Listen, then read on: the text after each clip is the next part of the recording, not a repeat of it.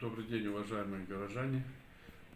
Как вы знаете, в нашем городе сейчас проходится референдум. И вот на 12 часов видно активность наших граждан. Очень активно участвуют. Видно, что все-таки хотят, чтобы произошли изменения в нашем государстве. Сейчас у нас голосующих проголосовало 8563 человека.